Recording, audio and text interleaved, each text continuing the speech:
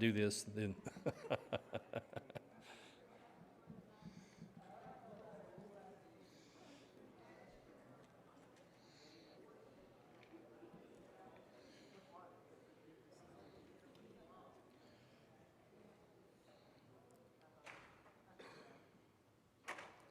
If we run out on this table, if other visitors come, there's some over here for the crowd that's over here on this side, so they didn't take those tonight. So if any other visitors come in, if we're short, well, there's some extra ones there.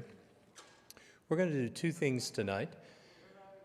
And as we mentioned, Lord willing, next week, we're part of taking a group to visit the Creation Museum in the Ark.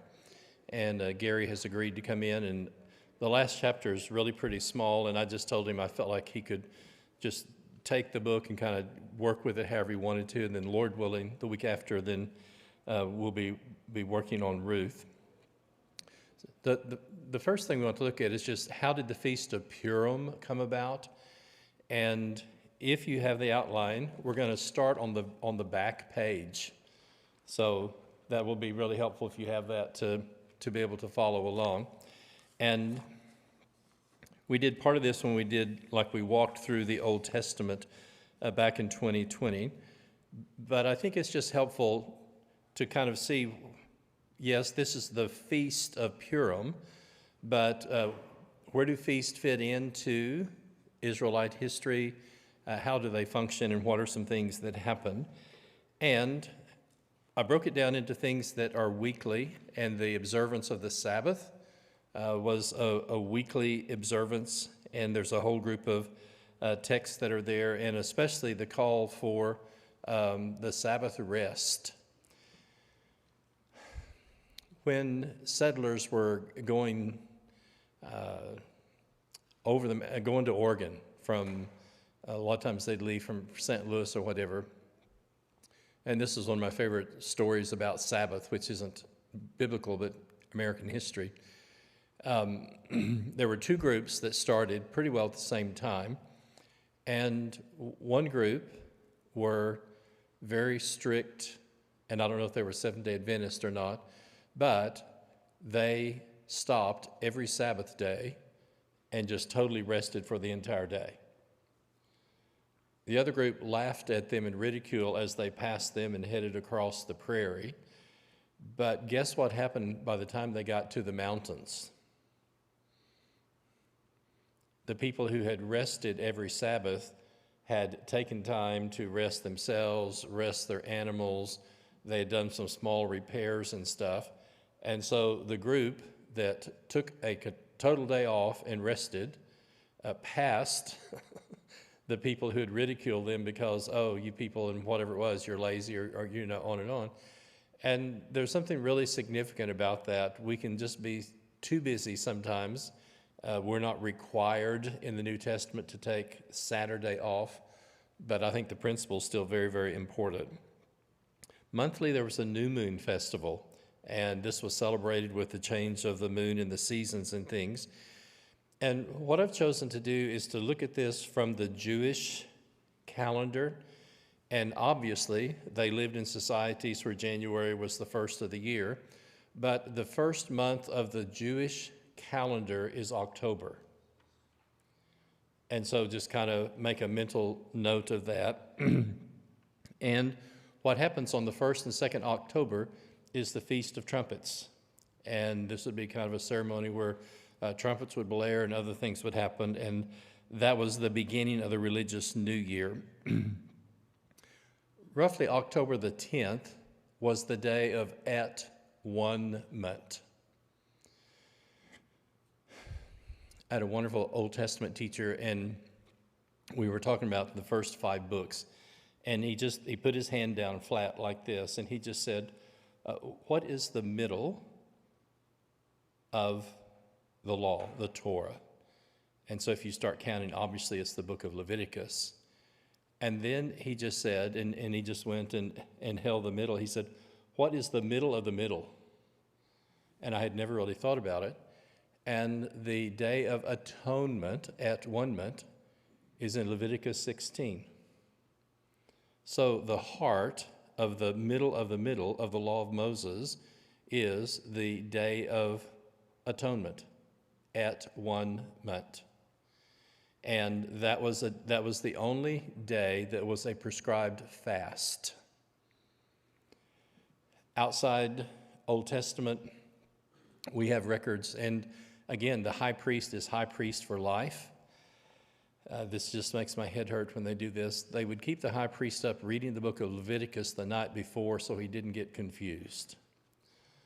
I'm sorry, if I'm getting older, let me get some sleep. Don't keep me up all night reading Leviticus. And then they got to thinking, well, what if the poor guy has a stroke while he's in the Holy of Holies because we can't go in?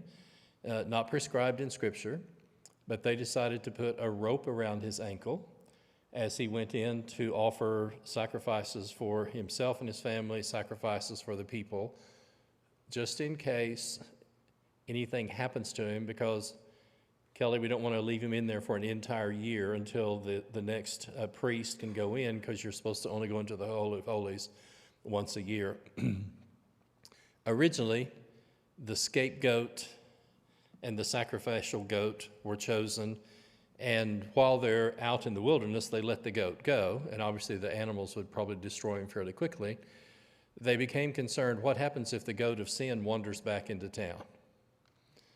And so what they decided to do was then they also cast lots, and it was someone's job to take the scapegoat that they confessed the sins on to the nearest cliff and push him over so that the goat with the sins on him didn't come wandering back into town at a later time.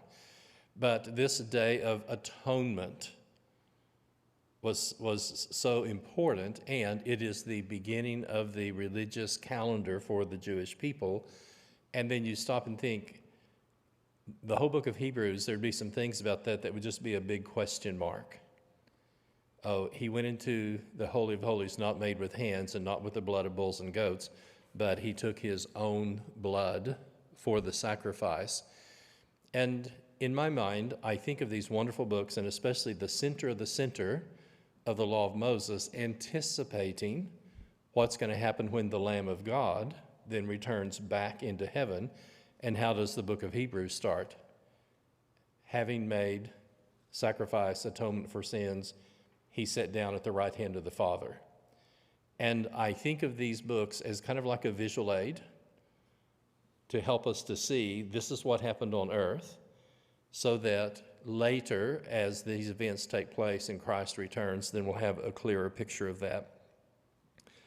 The closest to Jewish Thanksgiving is the Feast of Tabernacles or Booths, and in this calendar year, it would be October 15th through 21, and they would gather in Jerusalem, build shelters, basically camp out for most of the week. It was a time to rest. It was a time to share food. It was a great time of rejoicing.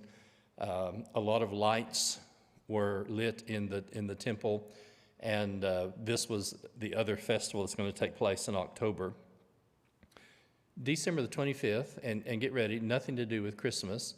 When you go back between 163 and 165 BC, prior to that, Antiochus Epiphanes, who was the ruler in Syria, wanted to slip in, and he thought he would take over Egypt, but the Roman legions were there. And the story is the Roman commander took a sword and drew a circle around the sand and told Antiochus, before you step out, you decide if you go home or you fight us. The husband gets mad at the wife and kicks the cat. So he leaves Egypt. On the way back to Syria, he stops in Jerusalem and offers a pig on the altar in Jerusalem. And that sparks the Maccabean revolt. And Mr. Maccabee and 5 sons are involved. 3 or 4 of them are killed, but on December the 25th, and some will put it at 163, they were able to recapture Jerusalem, recapture the temple, and they cleansed the temple of the pollution of the blood of a pig being offered for a sacrifice. And so Hanukkah has to do with that event, and it will be Feast of Lights or Feast of Dedication. Then March the 15th is the Feast of Purim. So today, when we read about the events in the book of Esther on the northern hemisphere, this will be a springtime festival. And for a couple of days again, well, let me say it this way. The most serious feast of all was obviously the Passover. And that was kind of the major event. But for many of the Jewish people, either second to the Passover, and in some cases even before the Passover,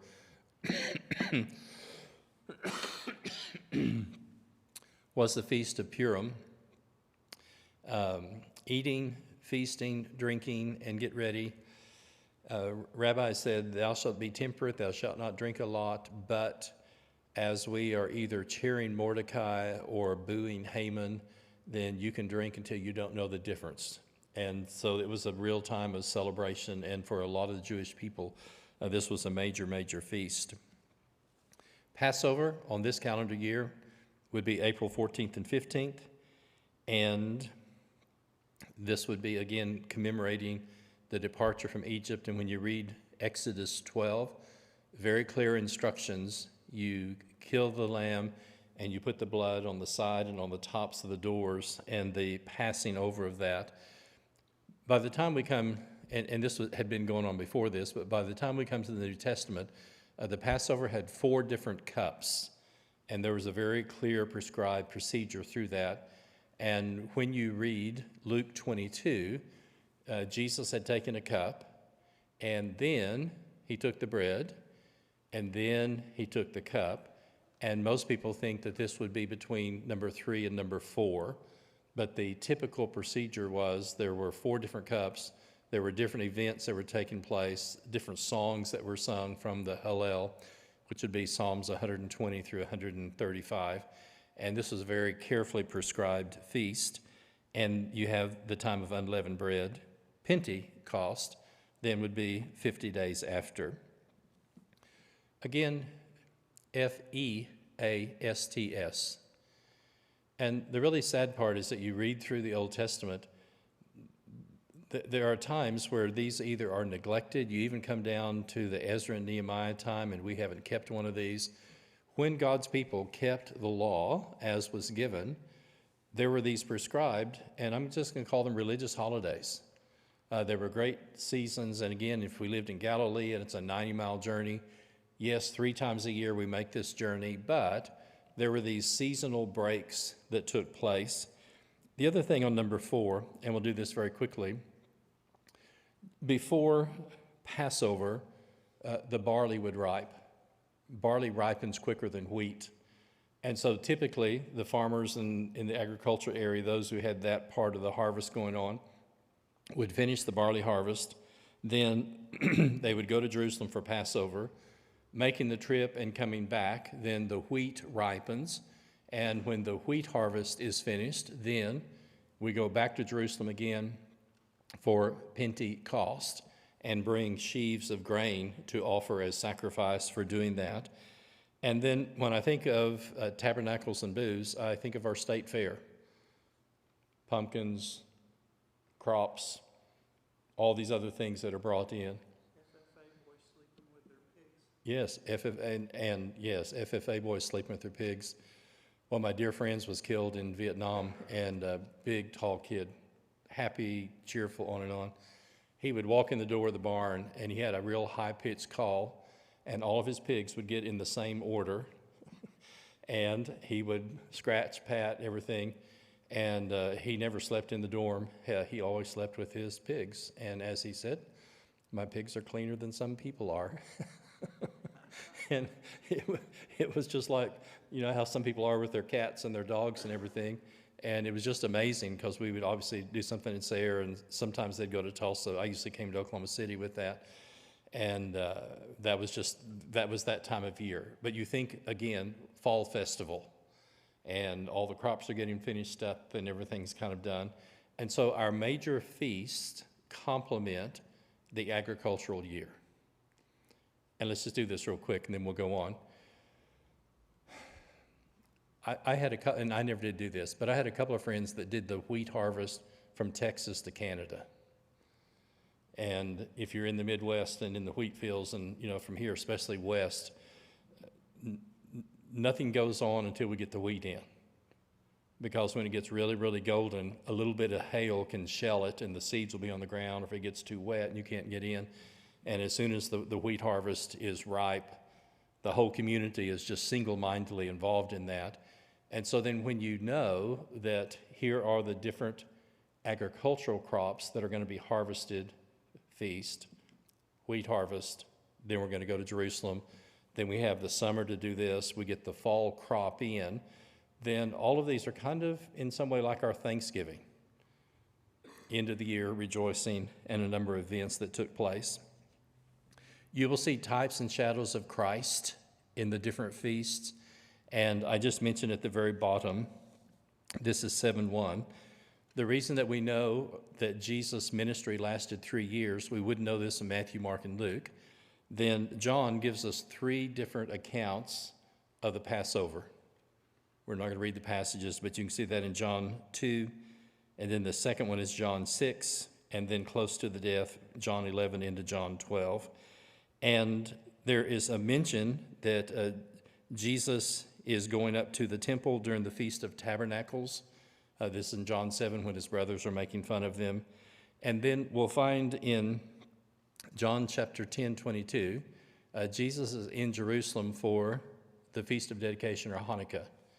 And John just says it was wintertime. Well, it's December 25th. And so it doesn't have anything to do with Christmas at all. It was something that preceded that for a long period of time. But those were the major feasts. And so you can then see, as the calendar year unrolls, these were the things that took place and happened.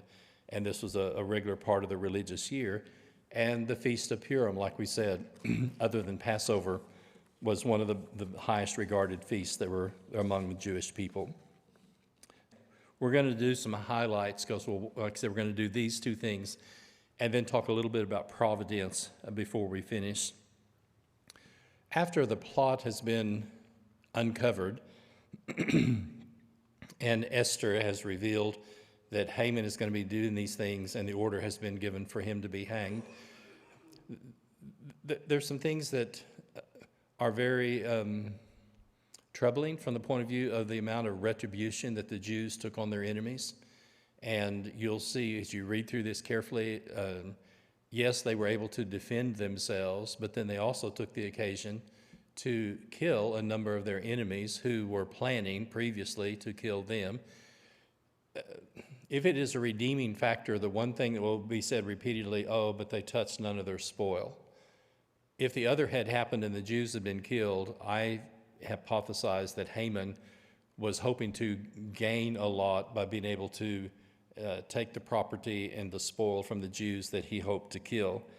And Esther asked if an order can be given to revoke the letters of Haman the Agagite. And the Persian law couldn't be changed, but a second law was passed that said the Jews could defend themselves, and sometimes with the help of the Persians as well. And her comment in chapter 8 and verse 6, how can I bear to see the calamity that is coming to my people, and how can I bear to see the destruction of my kindred?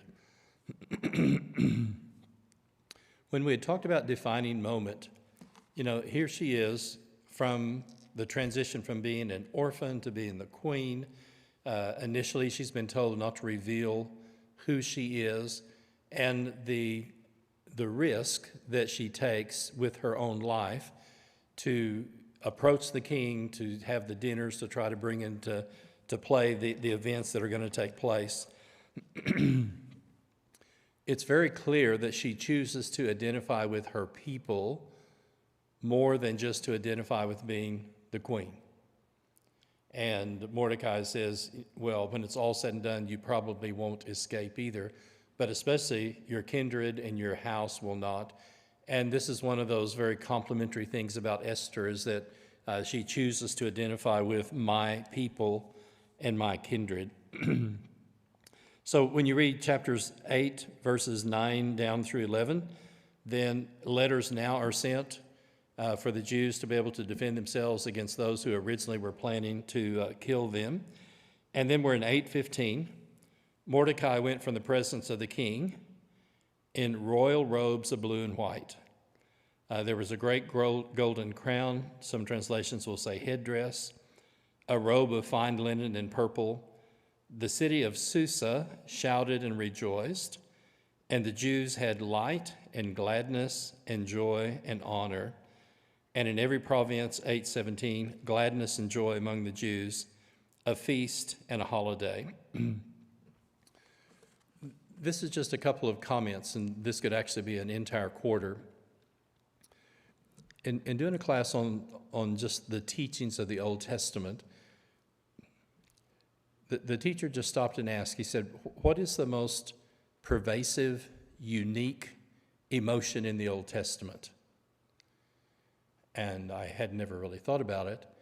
And he said, when you read all the writings of the nations around them and their superstitions and their religion and everything, he said, joy is the single most unique emotion in the Old Testament compared to their neighbors. And as he talked about it, and I'm using the word polytheism to talk about many, many gods, if you worship many, many gods, you're always on pins and needles because you're afraid you either might have offended one, and even as late as in Athens, they have an altar to the unknown God just in case, so they won't offend him. But the thing that he noticed, and this just absolutely made me shudder, he said, what happens on Mount Carmel? They build the altar, they're crying out to Baal, and then he said, and they take swords and lances and they slash themselves until the blood spurts out. I don't know. Am I 6 years old, 7 years old? I'm crawling up a corner post, which means barbed wire was going both ways. And it was an old post, and the post broke, and so I slid down the corner post. And before I got to the hospital, the only thing I remember was that I had things sticking out of my arm on both sides. So I've got these scars to remind me not to crawl up corner posts anymore that have barbed wire in them. I probably passed out, but I distinctly remember looking down and things are coming out of my arm. I can't imagine doing something like that intentionally. And he said, look at what fear would cause people to do. And you start hearing these words from God. Oh, Molech is an abomination. Okay, this is gross.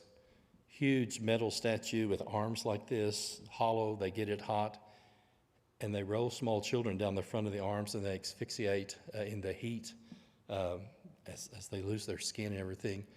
And so you're going to have child sacrifice, you're going to have snake worship, prostitution, you're going to have people cutting themselves. And he said, when you read the Old Testament in view of the environment in which it was written, he said, when people worshiped God, when they praised God, when they rejoiced, like is in the teaching of the book of Psalms, then joy was the single most unique, distinctive quality about the people of God when they followed the teachings of God. Well, here it is. And like I said, you can go through the Old Testament and that will just jump out at various places. And obviously people who were concerned that they were going to be annihilated, and I'm sure there had been much prayer and fasting and other things, then we have this outburst of light, gladness, joy, honor, the feasting and the holiday. So when you come to chapter 9, the people who had hoped to take advantage of the Jews, the tables were turned on them. And if you look at the next page, we're in chapter 9 and verse 4. Mordecai was great in the king's house. His fame spread through the provinces. For the man Mordecai grew more and more powerful, and the Jews struck down their enemies, and in Susa, the capital, they destroyed 500. The sons of Haman have been killed in the process of this, and you'll just see all the things that took place. End of 9:15, they laid no hands on the plunder, which would have happened to them if they had been killed. So when you come to verse 17, on the 14th day they rested, and they made that a day of feasting and gladness. They rested on the 15th day, also making that a day of feasting and gladness. And it's a holiday, a day of gladness, and they send gifts of food for each other. Psalm 922. As the days on which the Jews got relief from their enemies, and that was the part that I underlined, the month that had been turned from sorrow to gladness, from mourning into a holiday, that they should make days of feasting and gladness and sending gifts to one another and gifts to the poor. And so, again, we go all the way back to Haman the Agagite, and Kelly mentioned this. You go all the way back to Agag and King Saul, and the rivalry was there. And it appears that this is still something that's going to be continued centuries later. And had King Saul done what God asked him to do, to actually destroy that whole group of people, these people wouldn't be involved in the event at this point. Psalm 925. The king gave orders in writing that his evil plan that had been devised against the Jews should return on his own head, and he and his son should be hanged on the gallows. Therefore, they call these days Purim, after the term pure, P-U-R, pure, however you want to pronounce that. And so on the next page, 927, they would keep these 2 days as was written at the appointed time. And then Esther gets involved, and with the authority both of the king and the queen, then they write letters about Purim. They're sent to the Jews with words of peace and truth. 32. The command of Esther confirmed these practices of Purim, and it was recorded in writing. So here's how the book ends, and we're coming to chapter 10, and it's very brief, but there's some very significant things that happen. King Ahasuerus, who I think is Xerxes, imposed tax on the land, and all the acts of his power and might and the full account of the honor of Mordecai are there.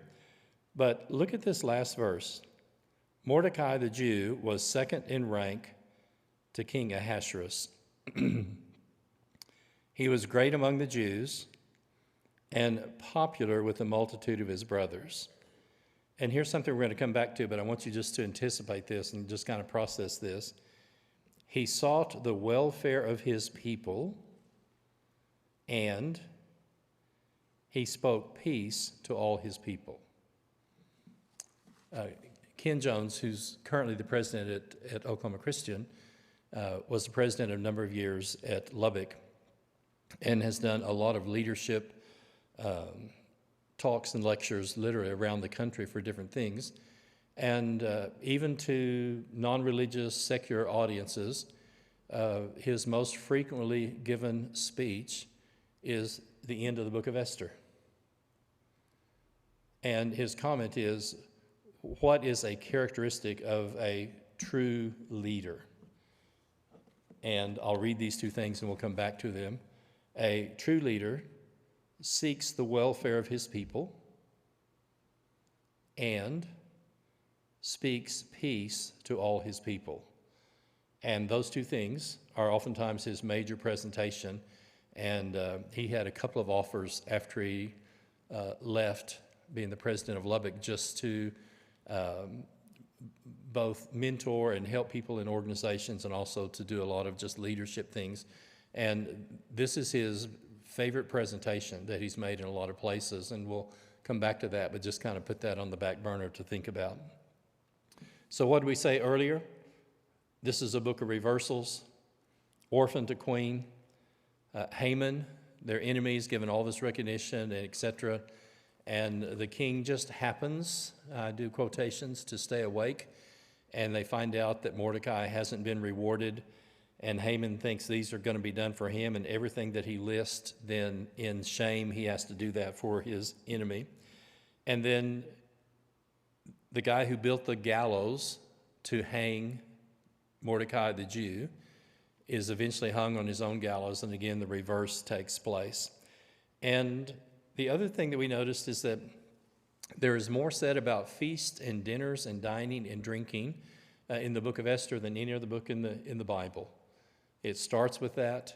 The king is given a banquet, Vashti is given a banquet, and goes all the way through. And then, just as we finished reading tonight, then you finish with, here's all these events that are taking place in Persia, but this becomes an established feast, an established holiday. So the same way that the Feast of Dedication, Hanukkah, then is added in 163 after the Old Testament is written. Then at the very end of the Old Testament, separate from the laws of Moses, then the Feast of Purim is given. So I'm under the dotted line, number 1 at the bottom, a celebration of deliverance. And we looked at this a couple of times, but still a great reminder. Pride goes before destruction. And here are these characteristics in contrast to Haman's pride. Mordecai is seeking the welfare of his people. He's working for their good. And he's speaking peace. He is speaking for their welfare and for their benefit.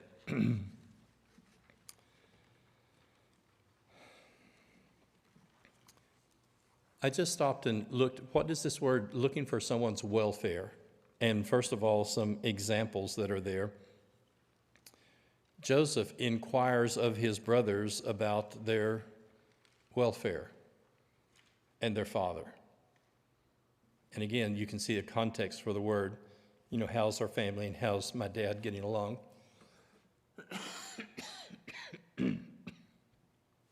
Interesting, the book of Jeremiah, the poor guy is beaten, he's thrown in the well. 38:4, he is not seeking the welfare of the people. He's basically saying surrender. God wants you to surrender to the Babylonians, and because of that, he's persecuted. Nehemiah, the people were displeased that someone had come to seek the welfare of the people of Israel. And this is a very significant verse in 29 of Jeremiah, verse 7. Seek the welfare of the city in which you go. Before we went to Australia, and I don't know where we were at, but we were at a conference and an older missionary spoke. And he said, wherever you may go in the world, here's a verse to carry with you. And yes, originally, the Jews are going into captivity. And Jeremiah says, you're going to be there 70 years. This is not going to be a short time. So wherever you go, seek the welfare of the city that I have sent you. And so, we lived in Sydney for 12 years, and Lord willing, May will be 50 years from our first visit. And I've just done everything I can to understand as much about the city, to know how it was started, how it was put together. And literally from this verse, and I say this quietly, when I'm there, someone says something about going to visit something, and the Australians will say, go talk to him. He knows our city better than we do. And so that's something that's been very intentional. And listening to that talk, he says, okay, seek the welfare of the city where you are. Well, what happens when you move back to Oklahoma City? Seek the welfare of the city where you are. Sheila's family literally grew up across from the Bethany Church building. We live in Edmond. We go to school. We work for a while at Nakoma Park. For 2 years, we worked with a church in South Oklahoma City, and then we end up working in Midwest City. So we have lived in all 4 parts of town. And everything that I can do just to understand, again, the city, the people that are here, how things came about. It's a trivial thing, but just because of this verse, the Jews are told, seek the welfare of the place where you are. I didn't do this because of time, but the term diaspora, the spreading abroad, the scattering of God's people, the vast majority of the Jews did not come back with Ezra and Nehemiah. And a vast majority are going to stay in Persia. We're later going to find an entire quarter of the city of Alexandria in Egypt is Jewish. It's a huge population, and I still kind of shudder. They even build their own temple. They build an imitation of the original temple in Jerusalem in Egypt, and thousands of Jews live there. And so what do we find that Dr. Luke tells us in Acts chapter 2? Oh, in Jerusalem, on the first day of the week, there were gathered together Jews from, and he's going to list 15 nations under heaven. And for a lot of people, if you make that long, long journey and you come for Passover, then you stay and visit relatives, tour Holy Land, do other stuff. And a lot of people would come for Passover, stay till Pentecost, and then go back. And so the dispersion of all the Jews that we're going to see in Acts 2 is going to take place because of these events. And so Esther and Mordecai don't ever go back to Jerusalem. They live in the foreign land. And this is why I think, as you look at the designations of God, Abraham knows him as El Shaddai. There's a fabulous song about El Shaddai, the God who is strong and mighty, the God above the mountain. But he did not know him as Yahweh. And at the burning bush, take your shoes off, you're on holy ground. I am who I am. And there's this continual unfolding of the revelation of God. There's close to 30 names about God. But as we get to Daniel and these guys at the end, he's the God of heaven. So if you're going to live in Babylon and then Persia and open your window 3 times a day toward Jerusalem, rather than primarily being a God of a locale in a given area, he's the God of heaven. And this is a part of the unfolding of the character and the nature of God all the way through the Old Testament. I'm sorry, I have to laugh. Jeremiah 29, I have plans for you for your welfare and not for evil, to give you a future and a hope. The dingiest guy that I've ever worked with, bless his heart, he just closed his eyes and jumped off the nearest cliff occasionally. And I won't give you any more details, but I was supposed to be working with him. He was working with the young people. We were at church camp at Burnt Cabin. There was a really pretty girl working in the kitchen, and he decides to get off on a good start. And so he writes out Jeremiah 29 and verse 11 and gives that to her. So girls, here's a guy you've never met before, and this is the first day of camp, and you're working in the kitchen, and you get this handwritten note. I have plans for you, plans for your welfare and not for evil, to give you a future and a hope. She kept someone between him and her for the rest of the week. And it's just one of those funny things. You have something like that happen at church camp. I'm sorry, I can't ever read this verse again, but I just see her. She knew where he was at all times and kept at least 1 or 2 people in between her and him for the whole rest of the week. He just thought this would be a great way to make a good first impression and to get things off to a good start and everything else. And Monty, the Word of God is living and active, and it's sharper than a 2-edged sword. And you have just cut yourself off from this. He said, I don't understand. I said, Monty, that's what I say. I use the word dingy. But I can't read this verse without seeing her, knowing where he's at. And all week long, she kept people between them. Some things on providence.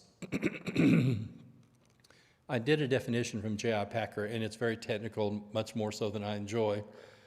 But he just said, the unceasing activity of the Creator in overflowing bounty and goodwill upholds his creatures in ordered existence, guides and governs all events and circumstances, free acts of angels and men, and directs everything to its appointed goal for its own glory. And again, and I wrote this down and we've mentioned this, I'm just convinced that so often in providence, we see providence looking back more than we do at the time. And I don't know how God does this, and I'm not one of these eeny, meeny, miny, mo, and like, for example, God has only this one person or this one event. However, why shouldn't God be as involved in our lives, working for our good, as he was in the lives of Abraham and Moses and David? Okay, I don't have a Pentecostal charismatic bone in my body. I resent people talk about, oh, I prayed to the Holy Spirit to find my tennis ball. I think that's too trite. But having said that, I'm just confident that at different times, God is working to bring about his will and his purpose, as the word we'll look at, in ways that at the time we couldn't understand. What happened when you went to work? Was it Hertz Car Company? I'm sure you went there assuming you'd find your wife. And if you talk with them and know what happens, it happens because they're working. She is not really too happy, if I remember right. Didn't you get a promotion that she was hoping that she would hope to get? Kelly, that's a great way to start a relationship, is to get the promotion that your wife was hoping that she would get. You want to defend yourself? Well, I wasn't looking out for her welfare.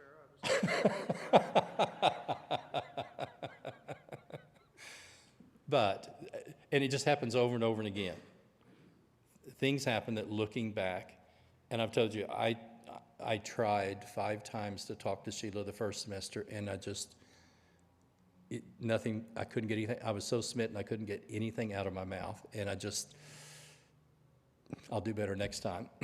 Finally got the nerve up to ask her. We've been dating about 6 weeks. I just need to let you know, I've thought about going to Australia.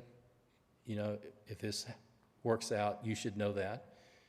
And when you've been dating 6 weeks and she uses the word we, that's a nice word. She says, well, if we decide to go to Australia, that would be good with me, because I told my mother when I was 12 years old, I would like to go work in the church in Australia someday. Had no idea. But do you see what I'm talking about? God is oftentimes working in ways, and as we look back, we see providence, and you'll see this.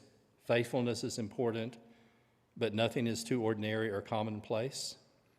The kingdom's not advanced by compromise, and pride is one of our greatest temptations.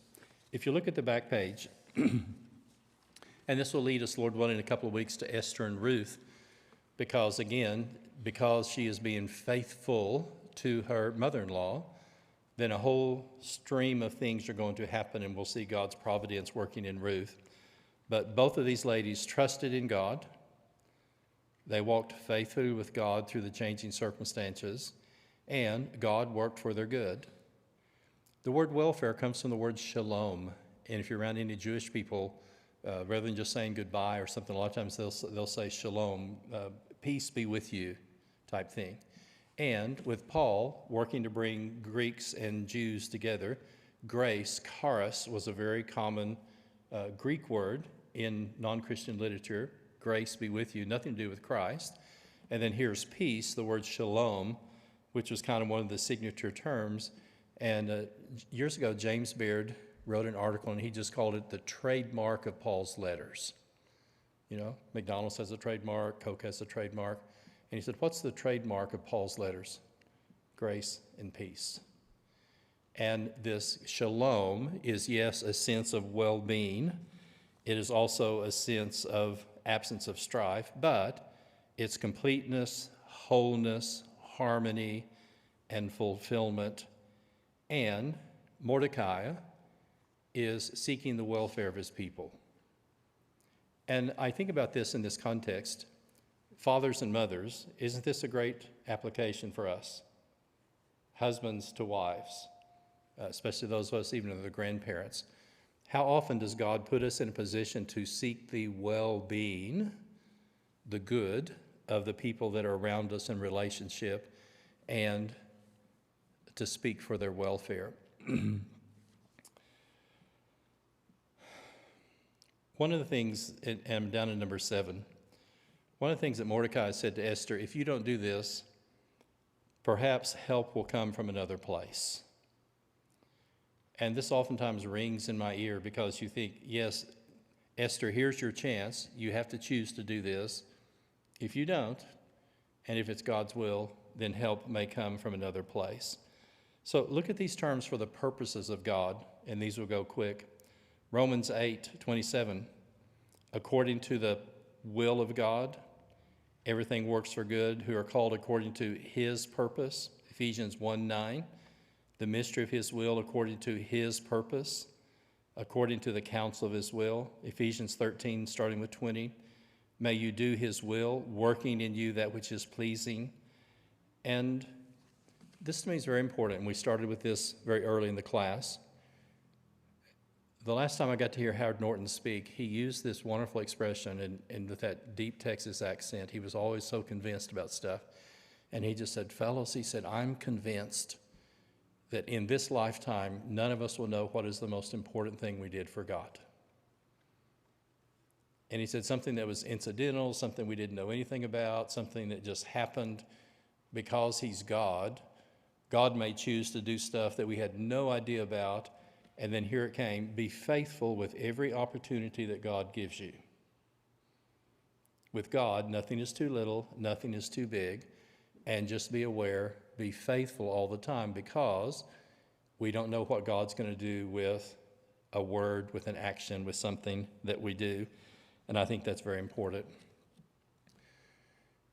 All of us at one time or another have been discouraged, okay? That's a part of being human. I can imagine sometimes if I'm Jesus dealing with the 12, I would just be going, why don't they get it? And one thing that Everett said, if you've ever played like Hearts, Nerds, 42 or something with a partner, sometimes you have a sorry hand. Sometimes your partner will be able to chip in and will help you. But he said, when we're dealing with life, don't ever fold the cards and quit, because since God is your partner, you never know when God's going to trump what you originally thought was a bad hand. And if you've ever played Hearts or Nerds, it's a relief if your partner has the ace of hearts or the ace of spades or whatever it is. You don't know that. And I think that's something encouraging, is to say we all will have times where we're either frustrated, we feel like we got the short end of the stick, we're not quite sure what's going to happen, and this is the emotions in the book of Esther. But because they stayed faithful in his time, God worked things out for good to do that. And always remember to pray. And a lot of times when we pray, we put our trust back into God and for him to work to and through things that are there. So last two things and we're done. Isaiah 55, love this verse. Seek the Lord while he may be found, and call upon him while he's near. For my thoughts are not your thoughts, nor are my ways your ways, says the Lord. For as the heavens are higher than the earth, so are my ways and my thoughts higher than your ways and your thoughts. And think about this. Nothing's insignificant with God. And he says, even if you give a cup of cold water, and just be mindful as we go through life, we never know when a circumstance or a situation is going to come. And as Mordecai is going to say to Esther, this is true of each of us, who knows whether at this time and this point, God has brought you into the kingdom for such a time as this.